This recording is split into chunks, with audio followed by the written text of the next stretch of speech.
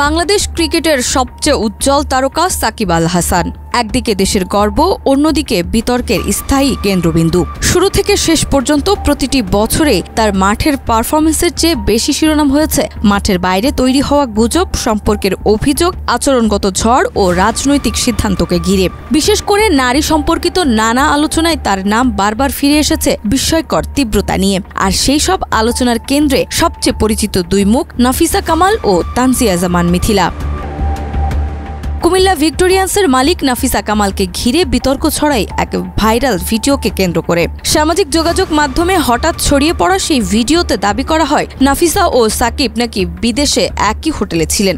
এদিকে সাকিবকে ঘিরে তানজিয়া জামান মিথিলার নামও বহু আগে থেকেই আলোচনায়। মিস ইউনিভার্স বাংলাদেশের বিজয়ী এই মডেলের সঙ্গে সাকিবের কিছু পুরনো ছবি ও পোস্ট থেকেই গুঞ্জনের সূচনা। সময়ের সঙ্গে সঙ্গে সেই গুঞ্জন যেন প্রতি কয়েক মাস পরপর নতুন করে আবার ফিরে আসে।